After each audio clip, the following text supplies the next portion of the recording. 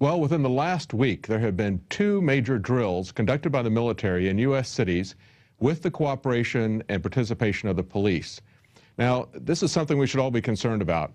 The Founding Fathers are somebody that we look up to because they're the only revolutionary leaders that did not become tyrants themselves. They understood human nature and the depravity of human nature. And they not only defeated that in others, they resisted it in themselves, and they came up with safeguards and warnings for us as to how this would happen. And one of the things that they warned us about was a standing military as well as a central bank.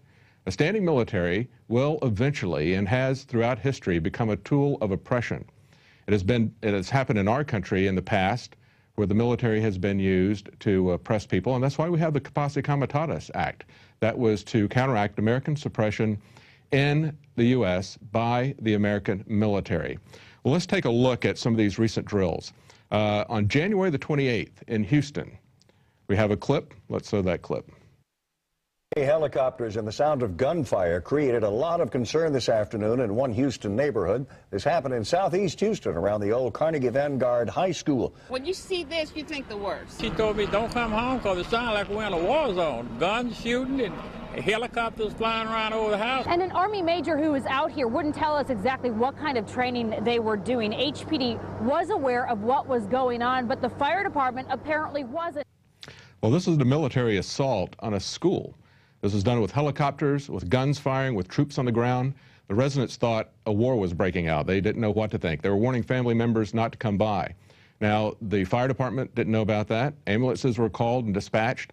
The police knew about it, but neither the police nor the military warned any of the people, any of the citizens there in Houston. Now, that's not only something that is not competent, but it is also just contempt for the citizens. Let's take a look at this next clip here. This is Miami 4 days earlier, January the 24th, 2013. Still, if you've seen one of these drills, it really is like a scene out of one of those action movies, choppers stalking the sky of downtown Miami. Again, let me tell you what all of this is that we know of. It's a joint military training exercise involving local police, also military, as someone shot some video of some of these choppers, military-style choppers, flying over 395 in downtown. Machine gun firing, I hit the deck. Well, you heard the guy, he says, hey, it's like a movie. I guess it's supposed to be fun. A lot of people didn't think it was fun. A lot of people were very frightened by that because, again, they don't bother to tell people. But, again, what's concerning about that is notice that he says that they're training with the police. It's something that we see happening over and over again. Here's another one in Minneapolis, August 28th, 2012. If you see military helicopters flying low over Minneapolis, do not be alarmed. They are training in an urban environment. The U.S. Special Operations Command will be conducting these exercises until the beginning of September. Yep, that's the view outside my window.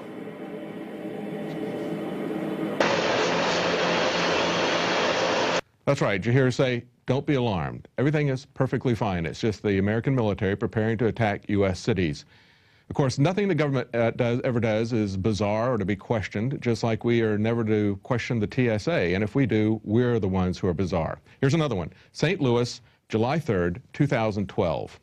People who live and work in this neighborhood say they think the training here is a good idea. I think it's the same way when you go out to other countries, when you go out of town.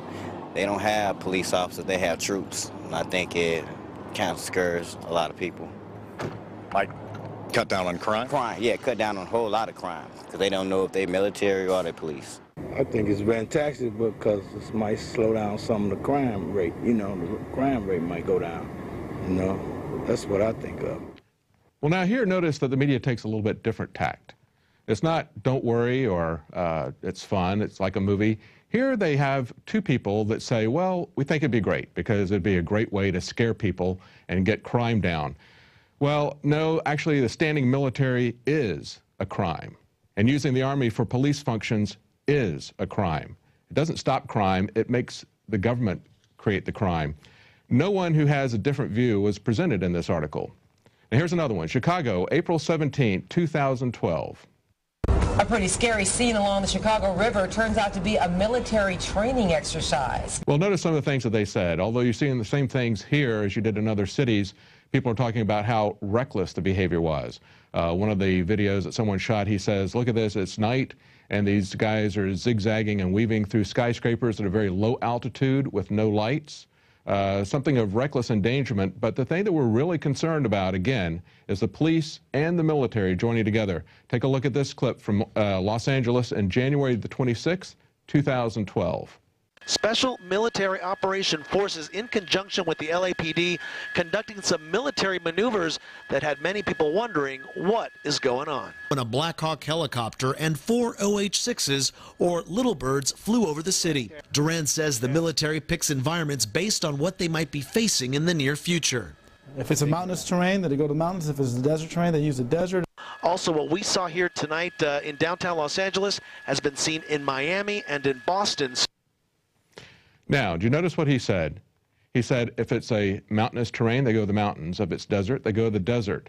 If it's the coast, they go to the coast. Why are they going to American cities? Do you have cities like that in Afghanistan or Iraq? Are they planning to invade Iran? But if they're planning to invade Iran, why are they coordinating with American police? Do they think that the Iranian police are going to coordinate with them on an attack and an invasion of Iran? No. But if the U.S. military attacks American cities, they will get the cooperation of the police, or at least some of them. Now, all these things have happened within the last year. All of these reports we just showed you in all these cities, major military drills involving the police and the military working together to take over American cities, training, as the man just pointed out, for the scenario that they're expecting to execute. But this has been going on for a long time. It's just accelerating. Let's take a look at this clip where we sent a team to Chicago. They saw there a National Guard training with local police and the Polish military.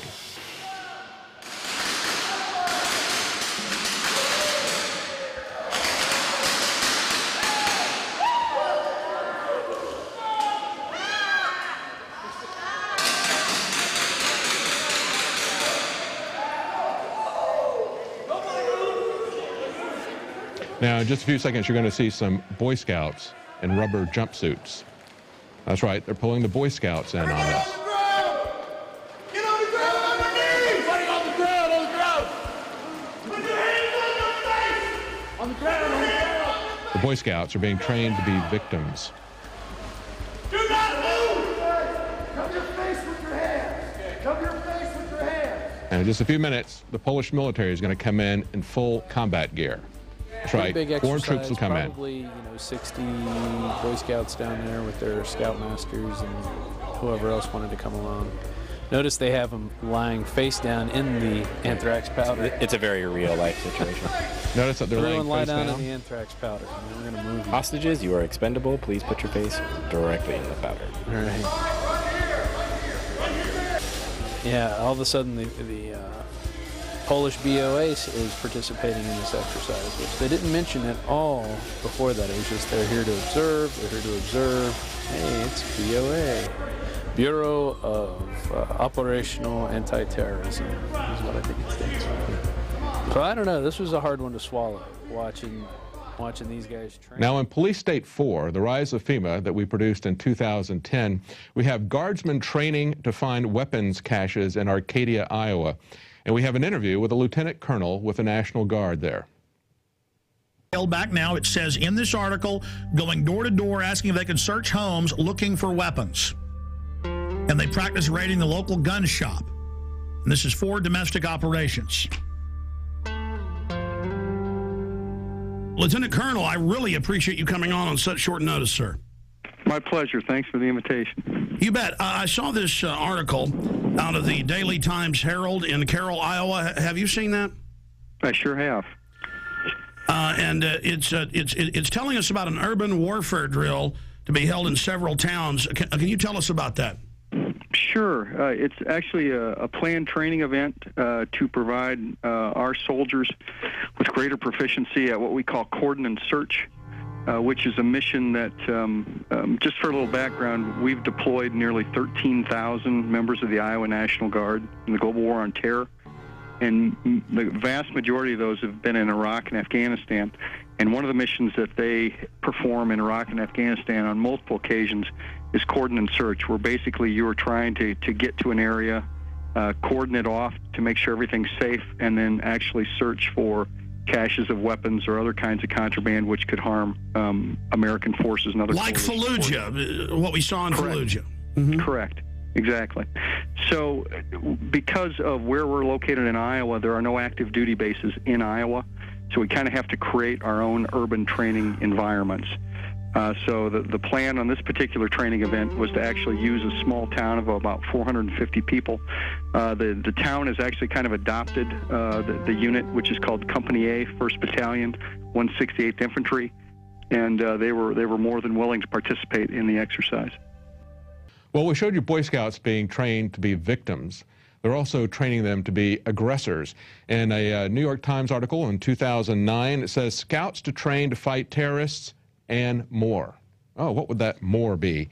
And in this article, it says their person who is helping them is A.J. Lowenthal, a sheriff's deputy. He says this is about being a true-blooded American guy and girl. Now, they also had them not only be aggressive with SWAT team raids, they also conducted a marijuana raid. And at one point, the guy says, put him on his face and put a knee in his back. I guarantee he'll shut up. Well, that's the kind of training they're giving the Boy Scouts, not helping little ladies cross the street anymore. Just put them on their face and put a knee in their back to make them shut up. Well, we got another clip here from Police State 2000. Now, in this one, Alex interviews a police chief from San Antonio. He had to kick out Delta Force for trying to bribe city officials in order to conduct training exercises there. As far as we know, this is the first time that local law enforcement, local police leadership has actively stood up against Bill Clinton's new military. What were your major reservations in asking the mayor to tell them that y'all didn't want them to train here and to cease training here? Well, a lot of things happened. First of all, the organization came into the city and never really approached the city as a whole. We've gotten together with the mayor and said we need to speak to all these different departments and request some assistance. Various groups and individuals came into the city and approached different people at different levels. The police department was contacted, the city manager's office was contacted about using city facilities, various business owners were contacted through the economic development department, the fire department was contacted by different individuals, and so there was never any coordinated approach to the city of San Antonio.